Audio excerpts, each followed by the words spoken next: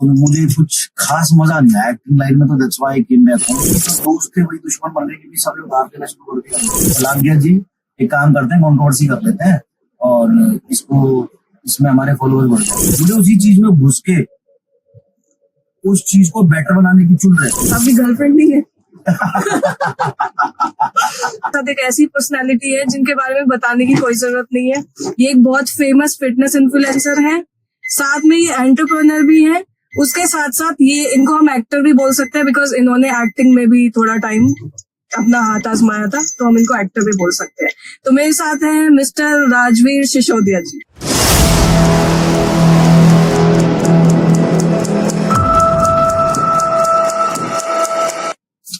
Hello sir. Thank you sir seat belt लगा लो। हाँ मैं लगा देता हूँ, वो तो लगाना मुझे लगता है जरूरी भी है। जी पहली बार मैंने हाँ जी अपनी जिंदगी किसी लड़की के हाथ में नहीं सर, उससे बेफिक्र रहो, मैं बहुत अच्छी ड्राइविंग करती हूँ। चलो वो देखते हैं अभी जी। तो thank you so much for inviting me on your show, और what should I call it? It's बादशाला। या और नाम अच्छा रखा है आपने आपके यूट्यूब चैनल का जी, बादशाला। थोड़ा डिफरेंट है क्योंकि मेरा नाम भी बहुत यूनिक है। आपका नाम शलाग्या है या शालग्या है क्या? मेरा नाम शलाग्या है। शलाग्या, और शलाग्या के मीनिंग होता है पीसफुल। ओके। तो मेरे नाम का जो मीनिंग है वो है पीसफुल। नाइस। और सबसे पहले सॉरी बोलना चाहूंगी क्योंकि इतना टाइम आपका मैंने आज वेस्ट कर दिया। थोड़ी सी दिक्कत हो गई थी, बैक कैमरा बहुत बड़ी प्रॉब्लम हो गई थी, तो अभी हमने डिसाइड किया हम गाड़ी में शूट कर रहे हैं। तो ये सडन प्लान था, बट जो होता है अच्छे के लिए होता है। होपफुली पॉजिटिव वे में लेते हैं इसको। तो सर सबसे पहले स्टार्ट करते हैं। ऑडियंस को ना आपकी एक साइड नहीं पता, जो मैंने कुछ वीडियोस देखे आपके, उससे मुझे पता चला कि कुछ टाइम के लिए आप मुंबई में थे। आपके एक्टिंग वगैरह के जो भी ऑडिशंस वगैरह थे उसको लेके, तो उसका एक्सपीरियंस क्या था, क्यों आपने क्विट कर दिया, वो उसके बारे में थोड़ा सा बताइए। था कि 2015-16 में मैं मुंबई रहा हूँ। मैंने काफी सारे टीवी शोज किए हैं, टीवी सीरियल्स, जैसे सावधान इंडिया, क्राइम पेट्रोल, 2-3 एपिसोड मैंने भाग्य लक्ष्मी के भी किए। तो वहां क्या होता है कि आप जो काम आज करते हो ना, सपोज करो आप टीवी पे आज दिख रहे हो या आपने शूट आज किया, जैसे हम शूट कर रहे हैं ना, तो राइट, वैसे तो ये हम भाईचारे में कर रहे हैं शूट। अगर आपको मैं शूट तो बुलाऊं, पूरे दिन आपसे काम करवाऊं, और आपका जब काम खत्म हो जाए मैं तुरंत आपको अपनी पेमेंट पकड़ाऊंगा कि भाई आपने अच्छा शूट किया, ये पकड़ो आपके पैसे और आप अपने घर जाओ। तो दैट इज वेरी सेटिस्फैक्टरी कि हाँ हमने काम किया, हमें हमारा पैसा मिलेगा। काम मैं आपसे आज कराऊं और मैं आपको बोलूं आज से 90 दिन बाद आपको पैसे मिलेंगे जो आपने आज काम किया, तो आप अगली बार करोगे मेरे साथ? बिल्कुल नहीं। तो टीवी सीरियल्स का ये ड्रामा है। मुंबई में जब आगे जाके काम करते हो तो आप जो भी काम करते हो उसकी पेमेंट आपको 90 दिन बाद मिलती है, ये वहां की पॉलिसी है। तो मैंने 2-4 बार काम किया, और जिन लोगों को नहीं पता उनको भी मैं मैसेज देता हूँ कि अगर आप घर से स्ट्रॉन्ग हो तो आप मुंबई में सर्वाइव कर सकते हो। आप ये सोचो मैं जाऊंगा और मुझे काम मिल जाएगा और मैं सर्वाइव कर दूंगा, बहुत मुश्किल है, क्योंकि काम जो आप करते हो उसकी पेमेंट आपको 90 दिन बाद मिलती है। टीवी सीरियल्स की मैं बात कर रहा हूँ, अगर आप कोई ऐड कर रहे हो तो उसकी आपको पेमेंट मिल जाती है, मूवी कर रहे हो तो मिल जाती है, लेकिन टीवी सीरियल्स की हमारा पहली सीढ़ी होती है। तो वहां पे जब आप काम करते हो तो आपको 90 दिन बाद मिलती है पेमेंट। तो वहां पे आप कहाँ से रेंट भरोगे, कहाँ से आप अपने डेली नीड्स जो है वो पूरी करोगे? तो भाई मुझे तो मजा आया सीरियसली, और बहुत टायरिंग होता है कि पूरा दिन आप सेट पर खड़े रहो, आपका काम है या नहीं है। अगर आप ऑक्यूपाइड हो, आपको बुलाया गया है 6 बजे और आपकी 2 लाइन्स हैं, वो आ रही है आपकी शाम को 8 बजे या शाम को 6 बजे, तो वो बहुत ज्यादा टायरिंग होता है कि यार सुबह से बैठा हुआ 2 लाइन के लिए इतनी देर बैठाया होगा। तो मुझे कुछ खास मजा नहीं आया एक्टिंग लाइन में, तो that's why I came back home कि अपना ना इन्फ्लुएंसर वाला काम ठीक है, अपना बिजनेस ठीक है, कहीं जॉब कर लेंगे, ये नहीं करेंगे। तो सर ये सोशल मीडिया वाला जब आपने स्टार्ट किया तो आपने जब एक्टिंग वाला क्विट कर दिया उसके बाद ही आपने सोच लिया था? उसके बाद मैंने बिजनेस ट्राई किया, और क्योंकि आदत के थोड़े वैसे भाईचारे वाले लोग हैं हम, आपको पता ही है।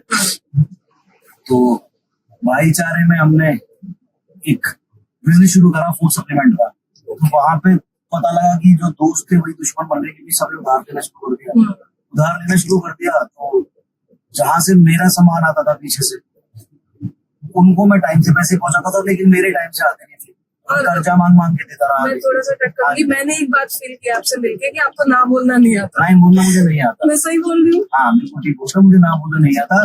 अनटिल अनलेस मैं बहुत ज्यादा टॉर्चर में हो जाऊं हाँ जी। मतलब मैं मेरे कंफर्ट जोन से बाहर निकालोगे तो भी निकल जाऊंगा, सब कुछ कर दूंगा किसी के लिए, नॉट ओनली फॉर यू, किसी के भी लिए, जो मेरा दोस्त है या किसी के लिए मुझे ऐसा लगता है मेरे थोड़े एफर्ट से किसी का अच्छा हो सकता है। वही चीज मैंने की। लोगों ने आना, भाई मेरा कॉम्पिटिशन है, थोड़ी हेल्प करो, मुझे सप्लीमेंट दे दो, 30-40 हजार का सप्लीमेंट दे देना। फिर जब मैं पैसे मांगू तो भाई तेरा सप्लीमेंट तो नकली था, उससे बॉडी तो बनी नहीं, तो है नहीं। तो ये चीज मुझे सुनने मिलती थी। ऐसे होते होते मैं खुद कर्जे में डूब गया। जब कर्जे में डूबा तो फिर समझ ही नहीं आया करूँ क्या, जॉब करूँ, बिजनेस करूँ, बिजनेस के लिए और पैसा चाहिए, जॉब अगर करूँ तो उसमें लिमिटेड पैसा मुझे मिलेगा। तो पता नहीं कहाँ से मुझे आइडिया है कि जब यूट्यूब करते हैं, यूट्यूब किया शुरू तो 6-7 महीने बहुत ठंडा रिस्पॉन्स था, मतलब 65, 40, 45 ऐसे व्यूज आते थे वीडियोज।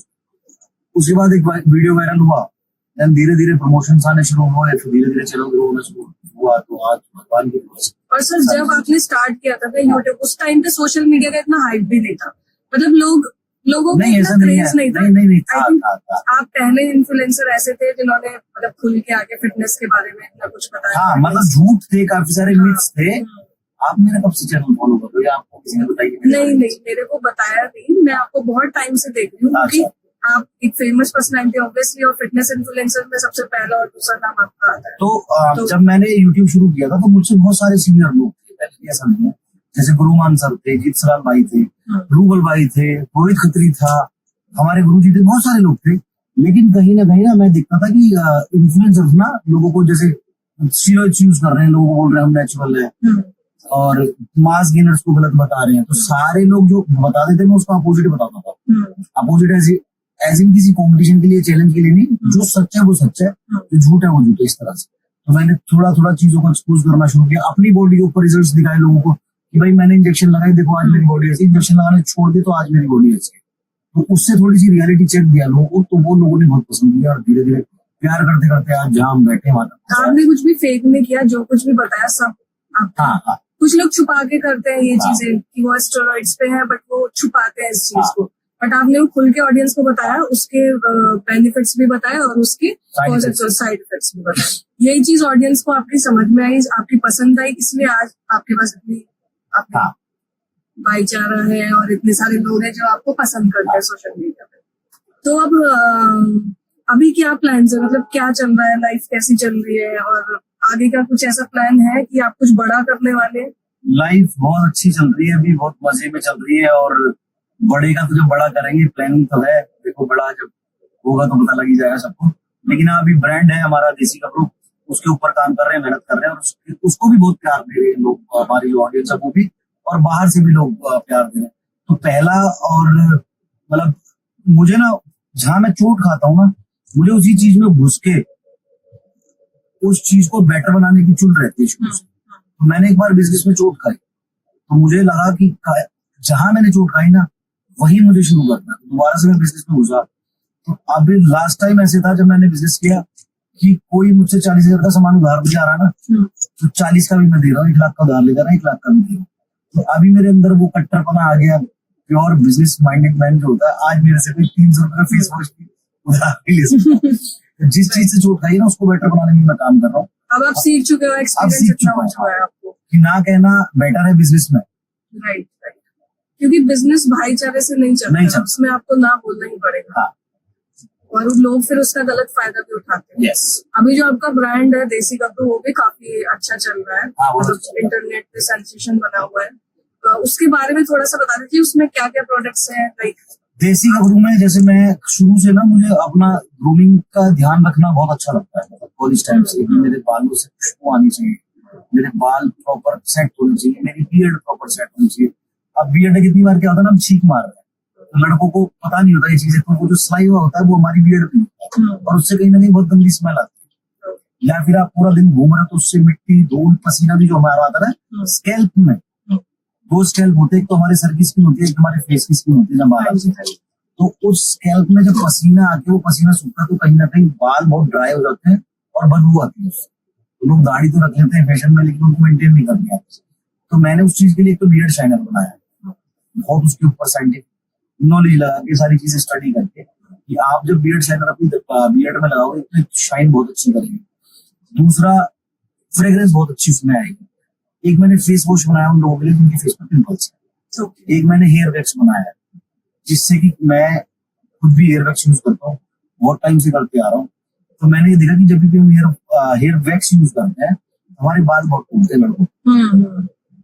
तो मैंने कुछ ऐसे इंग्रेडिएंट का फॉर्मुलेशन बना के कि बाल भी सेट हो जाए और साइड इफेक्ट भी ना हो, Great. ऐसा हेयर वैक्स बनाया है, हेयर सीरम बनाया है और फेस सीरम बनाया है और बियर्ड ग्रोथ ऑयल बनाया है, जिन लोगों को बियर्ड चाहिए और उनकी आती नहीं है, क्योंकि आप जैसी लड़कियां कुछ लोगों को बोल देती जी। है तेरी दाढ़ी फ्लाई है या तेरी दाढ़ी नहीं है। आजकल दाढ़ी लड़कियों का ना दाढ़ी वो का- माइंडसेट भी हो गया कि बियर्ड वाला बंदा चाहिए। हाँ, beard वाला।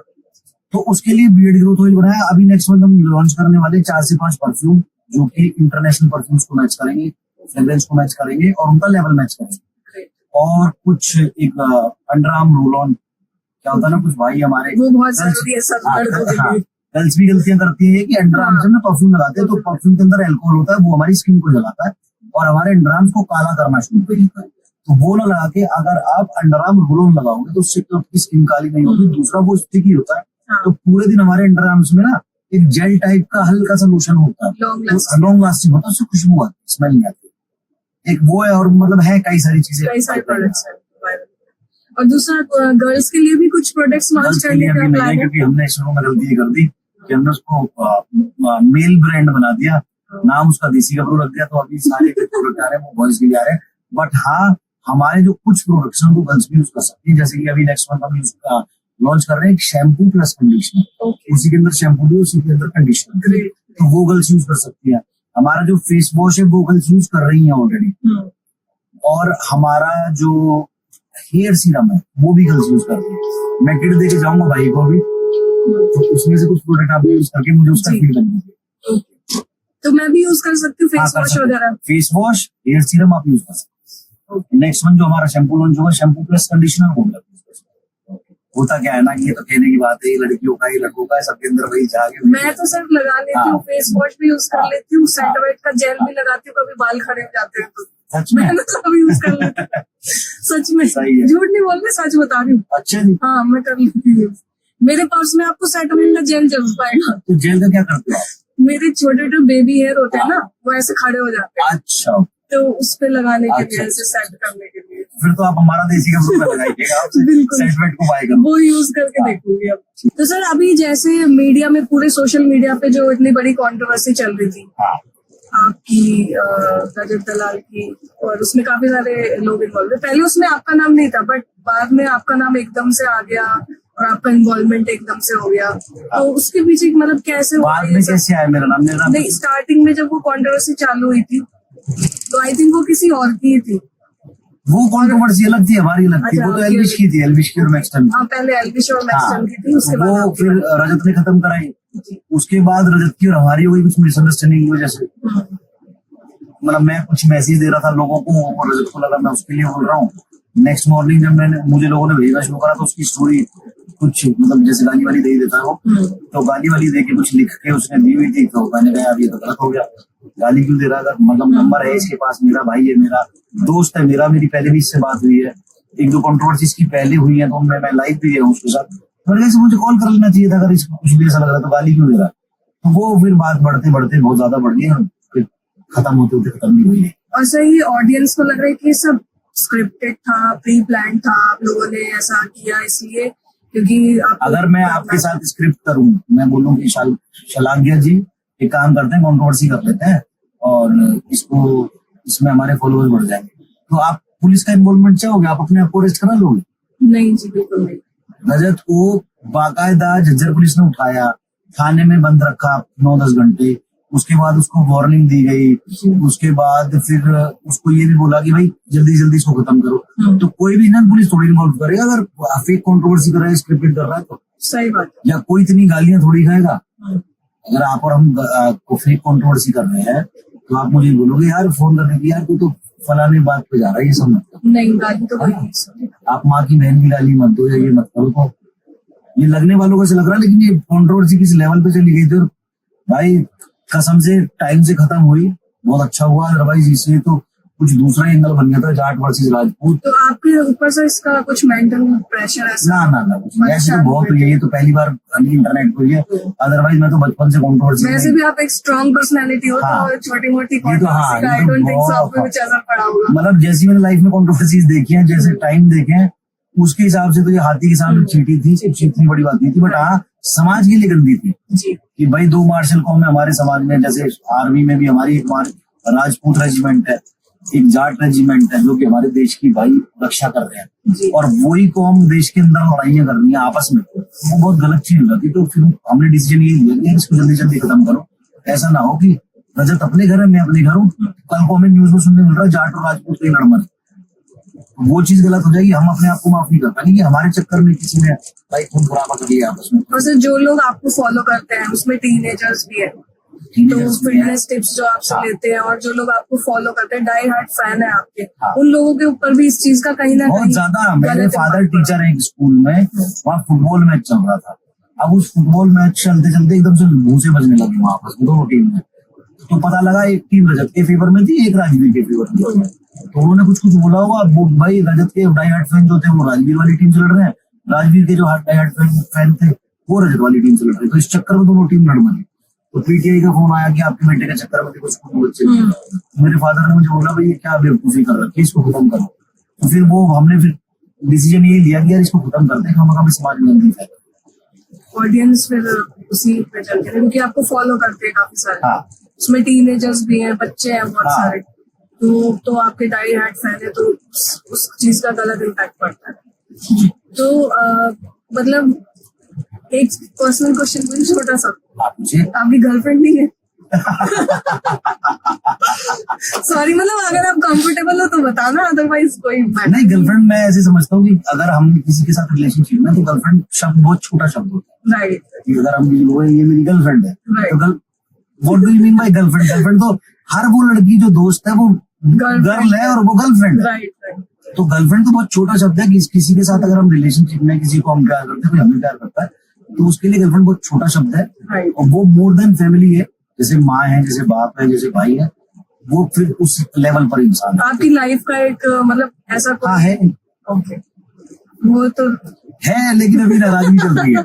अच्छा। हाँ, लोगों को ऐसे लगता है कि भाई कुछ ब्रेकअप हो गया, ऐसा नहीं है। मैं ऐसा मानता हूँ कि अगर आप किसी को प्यार करते हैं, कोई आपको प्यार करता है, तो आपको पूरा हक है। वो कहाँ जाएगा सब नाराज होके वापस आपके पास? हाँ, नाराज होने का, हाँ, प्यार यही है। आपको भी नाराज होने का हक है, सामने वाले को भी नाराज होने का हक है। आपको अपना टाइम लेने का पूरा हक है कि आपकी नाराजगी खत्म नहीं हो रही है तो आप नाराज हो। लेकिन ये रिलेशन खत्म करना, ब्रेकअप होना, ये भी मेरी नजर में बहुत छोटे शब्द है कि ब्रेकअप हो गया या एक दूसरे का काट दिया, ऐसा नहीं होता। कि मुझे बहुत दिनों से सवाल ऐसे आ रहे हैं कि कुछ लोगों ने कुछ नोटिस किया होगा, तो वो ऐसे बोलते हैं तो भाई ये ब्रेकअप श्रेकअप कुछ नहीं है, मेरी थोड़ी सी नाराजगी, जस्ट एक छोटा सा ब्रेक होगा। हर रिलेशनशिप में चाहिए होता है, हर किसी में होता है, हर किसी में चाहिए होता है, हर किसी रिलेशनशिप में चाहिए होता है। कभी कभी नाराजगी थोड़ी ज्यादा हो जाती है, कभी कभी थोड़ी कम होती है। कम वाली 4-6 दिन में निपट जाती है, ज्यादा वाली थोड़ी लंबी चली जाती है, तक चली जाती है, साल तक। बट फिर भी इंसान जिससे प्यार करता है घूम के आता तो उसी के पास आता, उसी के पास। सही बात है। और मुझे ऐसा लगता है यार ब्रेकअप तो बहुत छोटे शब्द है। क्या होता है कि यार 2 लोग एक दूसरे को बहुत प्यार करते हैं, इनर सोल से प्यार करते हैं, और फिर एकदम से मतलब ब्रेकअप हो गया, क्या मतलब बहुत इतना इजी है ना कहना ब्रेकअप। ब्रेकअप तो होता ही नहीं। 2 लोगों ने अगर इतना लंबा टाइम दिया है, एक दूसरे को बहुत ज्यादा प्यार करते हैं, तो उसमें ब्रेकअप जैसी कोई चीज होती नहीं है। वो तो फिर एक बार दिल से दिल का कनेक्शन बन जाता है ना, तो फिर टूटता नहीं है जिंदगी भर भी।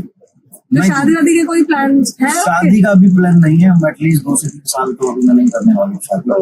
और उसके बाद क्योंकि मुझे ऐसे लगता है कि भाई मैं किसी बाप की बेटी को, कहते ना भाई, हर बेटी अपने बाप की प्रिंसेस होती है। तो जब आप उसको क्वीन बना के रख सको तो आप शादी करो, अदरवाइज तब तक आप शादी मत करो। अगर आपको ऐसे लगता है कि आप अभी तक अपने पैरों को उस लेवल पर खड़े नहीं हो, तो भाई ऐसा मत सोचो कि अगर मैंने बहुत सारे लोगों को ना डिप्रेशन में देखा कि शादी की चिंता उन्हें हो जाती है कि यार बंदी छोड़ के ना निकल जाए, शादी कर लेंगे लेकिन जेब में कुछ नहीं है।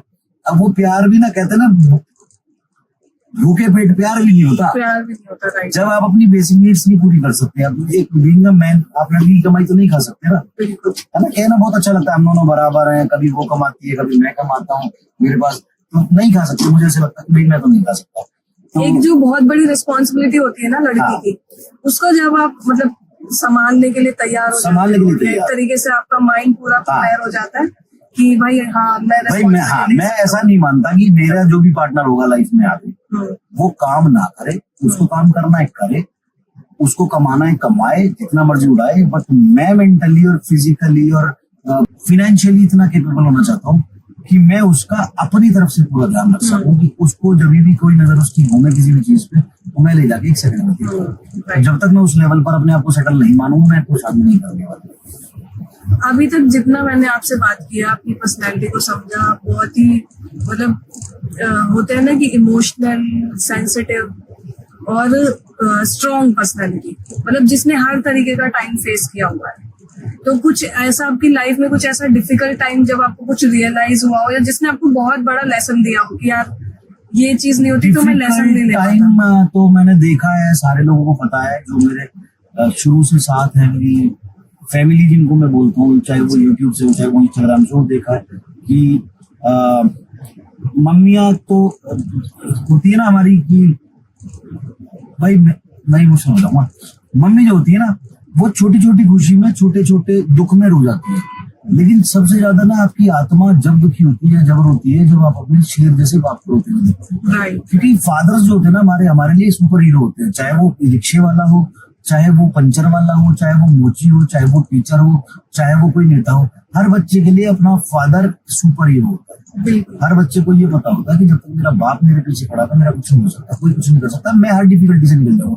लेकिन जब आप उसी शेर जैसे बाप को रोते हुए देखते हो ना, और वो भी आपकी वजह से मजबूर देखते हो, तो भाई वो मतलब ऐसे लगता है कि जीते जी आप मर चुके हो। तो मैंने ऐसा टाइम भी देखा है, when I was in jail my father used to cry every day on phone कि यार मैं क्या करूं, मुझे समझ में नहीं आ रहा, क्योंकि जुडिशियरी सिस्टम ऐसा है ना, कानून ऐसा है कि उसके आगे किसी की नहीं चलती। वो जो प्रोसीजर है, अब सपोज करो हमें किसी भी चीज की जरूरत है, हमारे फादर अपने आप को ब्रेक के, अपने आप को काट के हर चीज पूरी कर सकते हैं कि तेरे लिए मैं नहीं करती। लेकिन जब बंदा जेल में है बिना किसी रीजन के, इतना बड़ा उसके ऊपर टैग लगा दिया समाज ने कि भाई तो आपका बेटा रेपिस्ट है, आपके बेटे पे ये केस लगा, एक तो वो दुख कि इतने अच्छे संस्कार, और जो एक ब्लेम होता है, मैं वही कह रहा हूँ ना कि पूरी जिंदगी बच्चे को इतने अच्छे संस्कार दिए, इतनी अच्छी पढ़ाई लिखाई करवाई, पैरों पे खड़ा किया, आज उसके ऊपर सबसे पहले तो ये इल्जाम लगा। दूसरा, हम चाह के भी उसके लिए कुछ नहीं कर सकते क्योंकि कोविड चल रहा है, ना तो मिल सकते हैं ना उसकी बेल करा सकते हैं, और कानून का जो प्रोसीजर है वो इतना धीरे होता है कि भाई उसमें कोई कुछ नहीं कर सकता, ये प्रोसीजर जैसे चलता है वैसे ही चलेगा। तो भाई father when he used to cry ना, तो मुझे फील होता था कि जिंदगी का असली दर्द ये है। लोग कहते भाई मेरा ब्रेकअप हो गया, मेरा 2 लाख का नुकसान हो गया, 3 लाख का मेरी जॉब चली गई, बहुत छोटे दुख हैं, बहुत छोटे दुख हैं ये जब आप वो मेंटल प्रेशर फील करते हो ना। और मेरे फादर जब इलाहाबाद हाई कोर्ट जाते थे